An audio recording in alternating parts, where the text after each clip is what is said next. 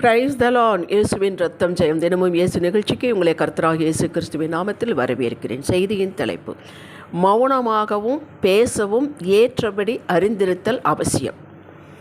ஆதார வசனம் அப்போஸ்தலர் 18ஆம் அதிகாரம் 9-10 வசனங்கள். ராத்திரியிலே கர்த்தர் பவுலுக்கு தரிசனமாகி, நீ பயப்படாமல் பேசு, மௌனமாயிராதே, நான் உன்னுடனே கூட இருக்கிறேன், உனக்கு தீங்கு செய்யும்படி ஒருவனும் உன்மேல் கை போடுவதில்லை, இந்த பட்டணத்துக்கு எனக்கு அநேக ஜனங்கள் உண்டு என்றார்.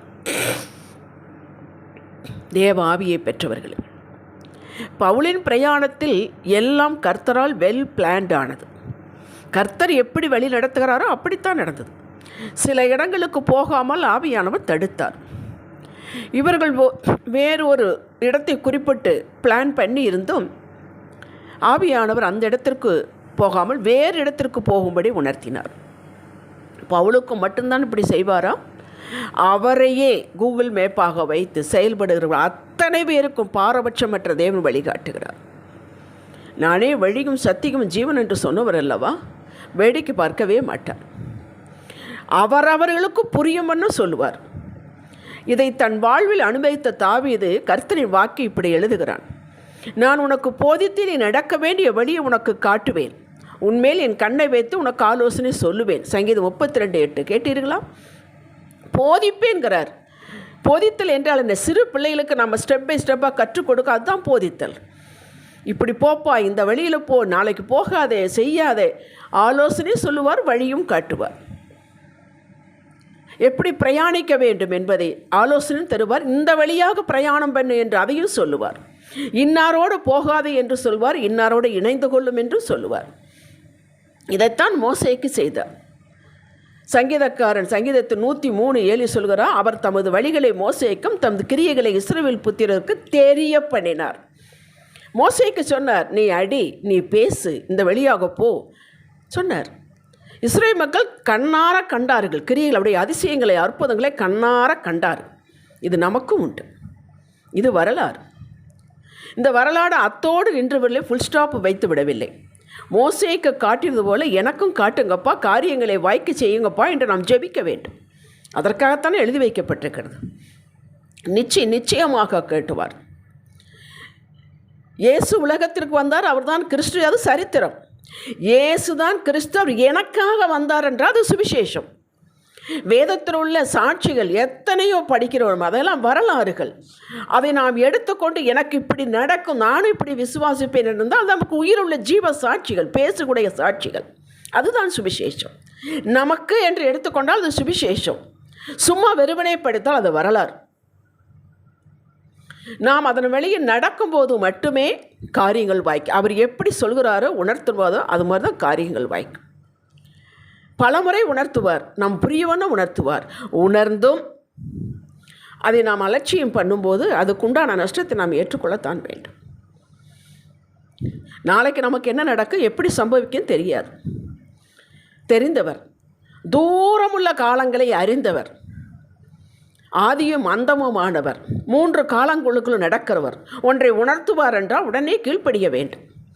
பயப்படாதே என்பார் என்றால், வேதம் வாசிக்கும் போதோ ஜெபிக்கும் போது ஏதோ ஒரு சமயத்தில் நம்மளை பார்த்து பயப்படாது, நல்லா தானே இருக்கிறோம், ஒன்றும் அப்படி ஒன்றும் இல்லையே, ஏன் பயப்படாது என்று உணர்வு வருகிறது என்றால், நாளைக்கோ இந்த வாரத்திலேயோ ஒரு பயப்படக்கூடிய, உங்களை பயமுறுத்தக்கூடிய ஒரு பேச்சோ செயலோ நீ பயப்படாது.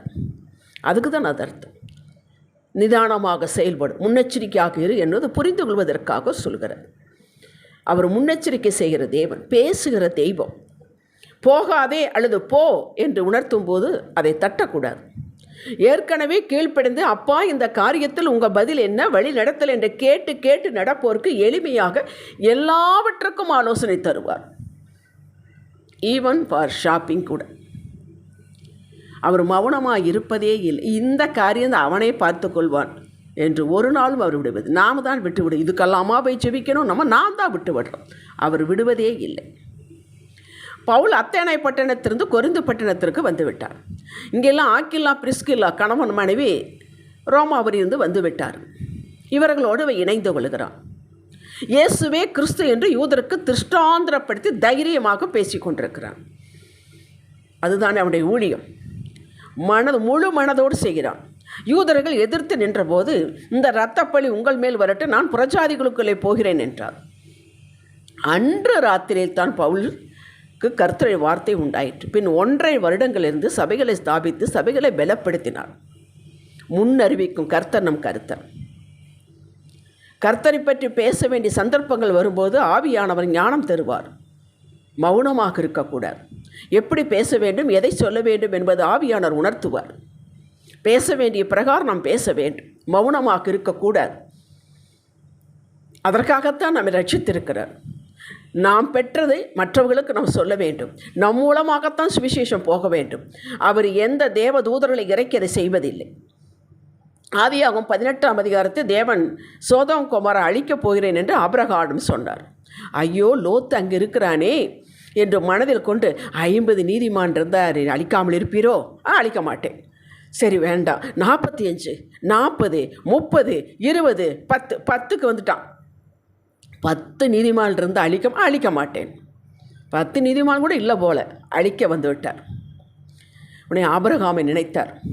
லோத்துவின் குடும்பத்தை காப்பாற்றினார். ஆதியாகமம் 10:29. தேவன் அந்த சமபூமியின் பட்டணங்களை அழிக்கும் போது தேவன் ஆபிரகாமை நினைத்து லோத்து குடியிருந்த பட்டணங்களை தாம் கவிழ்த்து போடுகையில் லோத்தை அந்த அழிவின் நடுவில் தப்பி போகும்படி அனுப்பிவிட்டார். கேட்டீர்களா? நமக்கு அறிமுகமானவர்கள், கேள்விப்பட்டவர்களுக்கும் சுகம் இல்லை, ஒரு பிரச்சனை சிக்கியிருக்கிறார்கள் என்றால் மௌனமாக இருக்கக்கூடாது, ஜெபிக்க வேண்டும். கர்த்தர் பெரம்பு எடுத்துக்கிட்டு சொல்ல மாட்டார், ஜெபி ஜெபி என்று சொல்ல மாட்டார். இது நம்மேல் விழுந்த ரட்சிக்கப்பட்ட ஒவ்வொருவருக்கும் நமக்கு ஒரு கடமை உண்டு. அவர்கள் எங்கேயோ பிறந்து வளர்ந்திருக்கலாம், ஆனால் நம் சகோதரர்கள், நம் சகோதரிகள் ஜெபிக்க வேண்டும். சபைகளுக்கு யார் ஜெபிப்பார்கள்? உங்கள் போதகருக்கு யார் ஜெபிப்பார்கள்? ஊழியங்களுக்கு ஜெபிக்க வேண்டும், அவசியம் வேண்டும், கட்டாயம் ஜெபிக்க வேண்டும். இந்த ஜெபம் கேட்கப்படும். இப்படி ஜெபிக்கிறவர்களுக்குத்தான், தன்னுடைய பாரத்தை எடுத்துக்கொண்டவர்களுக்குத்தான் கர்த்தர் உணர்த்துகிறார், வழி காட்டுகிறார். அதனால்தான் ஒவ்வொரு முறையும் நான் மெசேஜ் சொல்லும் பொழுதெல்லாம் மற்றவர்களுக்காக, அவருடைய சுகத்திற்காக, திருமணத்திற்காக, முன்னேற்றத்தில் ஏதோ தேவையோ, எதை நீங்கள் அறிந்திருக்கிறீர்களோ, கேள்விப்பட்டிருக்கிறீர்களோ, அதற்காக நாம் ஜெபிக்க வேண்டும். கடமைப்பட்டவர்களாக இருக்கு. நமக்கு 1000 பிரச்சனைகள் இருக்கலாம், அது இருக்கட்டும், அதை அவர் பார்த்து கொள்வார். ஜெபிக்காமல் யாருக்கு அவர் செய்வதில்லை, அது பிரமாணம். பரிந்து பேசி ஜெபிக்க வேண்டும். பரிந்து பேசி ஜெபிப்பவர்கள், அந்த பாரம் உள்ளவர்களோடு கர்த்தர் இடைபெற்று கொண்டே இருப்பார். நீ போகாதே, போ, உணர்த்துவார். நீங்கள் புரியும் என உணர்த்துவார். ரட்சிக்கப்பட்ட எல்லார் மேலும் விழுந்த பொதுவான ஒளியும் இதுதான். இப்படி ஜெபிக்கிற உங்களுக்கு கர்த்தர் கண்ணும் கருத்துமாக காத்து வரும் காரியங்களை சொல்லுவார். அந்த அனுபவம் நீங்கள் பெற்றிருப்பீர்கள். இதுவரை ஜெபித்து பாருங்கள். ஆதி திருச்சபை எப்படி உண்டானது? எப்படி 12 சீஷர்கள் சேர்ந்தார்கள்? முதல் போனது அந்திரேயா தானே. மௌனமாக இருந்து கொண்டான. உடனே பேதுருவை கூட்டிக் கொண்டு வந்தான். பேதுருவை யாக்கோபு, யோவான் சென்றார்கள். பின் பிலிப்பு வந்தான். பிலிப்புவை நாத்தான் வேலையை கூட்டிக் கொண்டு வந்தான். படித்து பாருங்கள். இவர்கள் எல்லாம் மௌனமாக இருக்கவில்லை, ஆத்தும பாரத்தோடு செயல்பட்டார்கள். ஆனாலும் இவர்களுக்கு தனித்தனியாக கர்த்தர் வழி நடத்தினார், ஊழியம் கொடுத்தார். அப்போஸ்தலர் 8ஆம் அதிகாரத்தில் பிலிப்பு காசா பக்கம் போ என்றார் ஆவியானவர். போனான். ஆப்பிரிக்காவுக்கு சுவிசேஷம் கொண்டு செல்ல ஒரு மந்திரியை சுவிசேஷனாக மாற்ற முடிந்தது, ரட்சிக்க முடிந்தது. மற்றவர்களுக்காக ஜெபிப்பவர்களுக்கு, தன்னையே வழியாக கேட்டு செயல்படுவர்களுக்கு கர்த்தர் ஒவ்வொரு காரியத்தை முன்கூட்டியே சொல்கிறார், பாதுகாப்பு கொடுக்கிறார், அற்புதமாக வழி நடத்துகிறார். நீங்கள் செய்து பாருங்கள். மௌனமாக இருக்க வேண்டிய சமயத்தில் மௌனமாக இருக்க வேண்டும். பேசக்கூடாது. பேசி பிரயோஜனம் இல்லை என்று நினைக்கும் போது பேசக்கூடாது. அவர்கள் நமக்கு ஒன்று தெரியாதென்று நினைத்து கொண்டாலும் பரவாயில்லை. ஏரோது கேட்டால் நிறைய கேள்விகள். இயேசு பேசினாராம். ஆலோசனை சங்கத்தார் கேட்டார்கள், பேசினாராம். மௌனமாக இருந்தார். நீ எங்களோடு பேசுவதில்லையா என்று பிலாத்து கேட்டார். மௌனமாக இருந்தார். சில இடத்தில் பதில் சொன்னார். அது நமக்கு அறிந்திருத்தல் அவசியம். மௌனமாக இருக்க வேண்டிய சமயத்தில் மௌனமாக இருக்க வேண்டும். அது பெரிய மாபெரும் வல்லமை. பேச வேண்டிய இடத்தில் நச்சென்று பேச கற்றுக்கொள்ள வேண்டும். ஆவியானவர் வழி நடத்துவார்.